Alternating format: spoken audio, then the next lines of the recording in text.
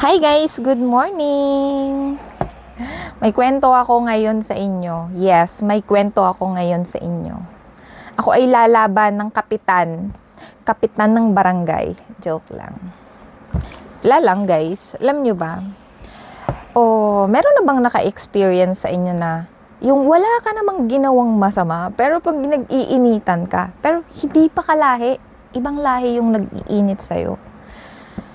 Di ko lang din maintindihan kung ano ba talaga yung gusto niya. Tapos, ano bang mapapala niya kung pag-initan niya ako? Hindi naman ako big time, guys. I'm just a simple mamamayan. Simpleng mamamayan lang po ako ng Korea. And, naranasan niyo na ba yung pinagbabantaan? As in, pinagbabantaan. Parang, alam niyo, sa akin hindi ko naman siya ginagawang big deal. No, actually, it's a big deal. Parang natatakot ako para sa buhay ko. Buhay na agad. Hindi, parang natatakot ako para sa family ko. Na just imagine, wala akong ginagawang masama. Nakikita nyo naman yung mga posts ko, mga videos ko. Pero yung pagbantaan ka na someone is watching you. And then, yung sabihin sa'yo ng anak mo na, Mami, meron lalaki na like ganito, nakatingin siya sa amin ganito, ganyan. Alam mo, napaparanoid ako, lalo na sa mga nangyayari ngayon na, yun nga, hindi man ganun ka, pero inaano niya ako, ina-attack niya ako sa social media. Guys, sa totoo lang, natatakot ako hindi para sa akin, natatakot ako para sa mga anak ko. Natatakot ako na, I know, Korea is very safe. Yes, it's very safe. And you can see anywhere naman meron pong CCTV. Mga ganyan. Madali lang tumawag ng pulis. Pero minsan, pag may mga tao talaga na hindi natin alam yung utak ng tao, di ba? Yung kahit wala kang ginagawa, gaganunin ka. Alam nyo ba yung, ewan ko, ganun na ba ako pag ganun ba? O na-hurt ka lang ba kasi blinak kita? Hello? Alam mo, sometimes, katulad lang ng sinasabi ko, dapat dinadaan sa magandang usapan. Yung mga ganong mga bagay, stop spreading negative vibes. Yun. Pero, marami kasing nagme-message sa akin. Kasi nga, ang gulo ko eto na nga yung story, kwento ko na sa inyo, para hindi kayo maguluhan. I'm not explaining or things, pero at least dapat alam nyo guys, di ba? If ever man na may mangyari sa akin, at least may idea kayo kung anong nangyayari sa buhay ko. So, let's start. So, nag-start tong story na to last year kasi. Yes, last year siya nag-umpisa. Alam nyo naman, I'm a small time content creator. And, curious ako sa mga bagay-bagay. Gusto kong mag-try ng ganito, ganyan. Baka yun yung mag-work sa akin, ganyan. Alam nyo naman, mindset ng mga mami, kung saan tayo tingin natin, mag-earn tayo something kahit konti lang, aminin, di ba?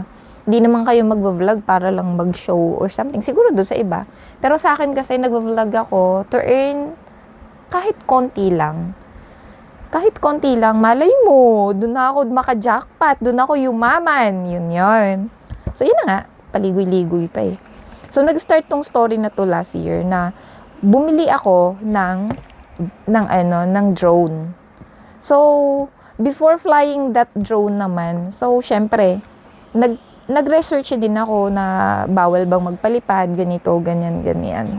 And then, napag-alaman ko naman na hindi ko na kailangan humingi ng permit dito sa bubong ng bahay ko.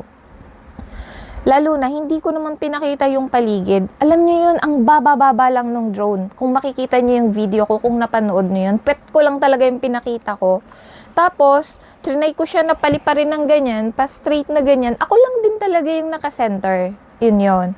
So, yun, pinost ko yun online. And then, doon na nag-umpisa.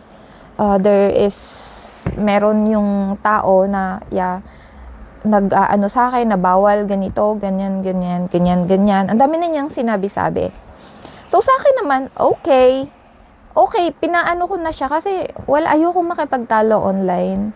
Then sinabi ko din naman sa kanya na lightweight lang naman yung drone ko, and yun nga, hindi naman siya kailangan ng permit and I don't need it to have license, ganito, ganyan, ganyan. Alam nyo, nagre-research naman ako before doing things. Yun na yun.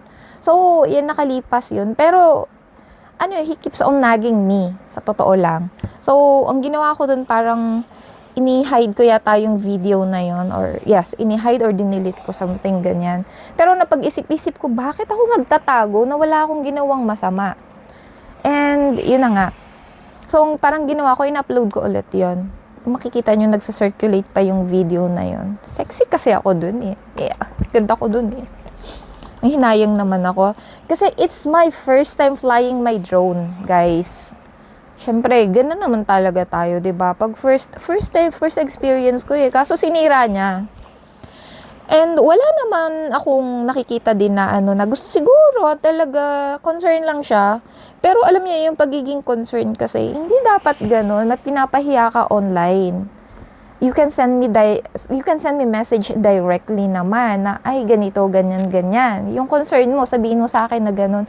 Hindi yung pinapahiya niya kasi ako online, sa totoo lang. And sobra, alam niyo, na-stress ako sa kanya nung time na yun kasi I don't deserve yung treatment na ginagawa niya sa akin. So, nakalipas yun. And syempre, naka-recover naman ako. And then, after nun, may mga nagpo-post ako, ganito, ganyan. Actually, before ko pang mag-post nung video ko na yun sa drone, every time na magpo-post ako, like my Korean, kino-correct niya ako, pati spelling. Alam niyo, nakakahiya. Yeah, I know I'm not perfect. Pero yung talagang literally na i-correct ka doon sa post mo, nakakahiya yun, guys. Kahit, I know naman, mali ako, and thankful naman ako dun, pero siguro, pwede mo akong i-direct message para i-correct mo ako kung saan man ako mali. And then, so yun na nga yun, natapos laging ganun, hanggang sa, medyo na-stress na talaga ako, guys, kasi nga ganun yung ginagawa niya sa akin, nakaabang siya sa akin, ganun ba ako ganda? Oh yeah, I know, meron kang nakakausap na mga Filipino, and merong nagtuturo sa'yo, and then sa Pinay na yan, or sa Filipino na yan, hey! Hello! Kanino kakakampi? No, hindi naman ako naghahanap ng kakampi. Pero sana naman, no, intindihin mo din kung ano yung situation. Huwag kang basta-basta nakikinig. Kasi hindi mo alam kung ano yung pinagdadaanan ko dahil sa tao na yan. Makikita nyo, tahimik lang ako, totoo lang. Pero na-stress ako. Tahimik ako, hindi ako nagre-react or ano. Kaso guys, na-stress ako sa totoo lang. Like, so, yun na nga yun, natapos na yun, and hindi ko na siya masyadong naisip. Hanggang sa ngayon ulit, ngayong sa Independence Day na, since last year nga, ganun yung nangyari. So, kumuha talaga ako ng permit para dun sa pagpapalipad ng drone namin.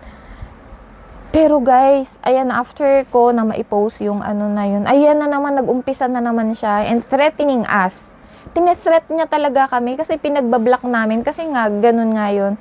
After posting na ganun, minessage niya yung mga involved na tao doon sa pagpapalipad ng drone, and then, kinapture pa po nila yung, kinuha niya yung picture ng isa doon sa kasama ko, and then pinost niya sa wall niya, which is really, really, really bad. Tapos, tinethreat niya kami na kesyo kapag hindi namin siya ini-unblock, hindi meron siyang gagawin something legally, ganito, ganyan, may action, na kinuha na niya yung mga videos namin, mga photos namin, alam niya yung mga information namin na kung hindi kami susunod sa ganito, ganyan, hanggang sa pinost na niya yung namin, yung community namin, which is very, very, very wrong kasi hindi sila ham-feel ko. Ako lang yung ham-feel ko doon, tsaka yung isa. So, yung mga kasama namin, hindi sila ham-feel ko. They're from other communities. Hanggang sa tinitreat niya kami na na someone's watching us always, kahit anong gawin namin. Di ba nakakatakot?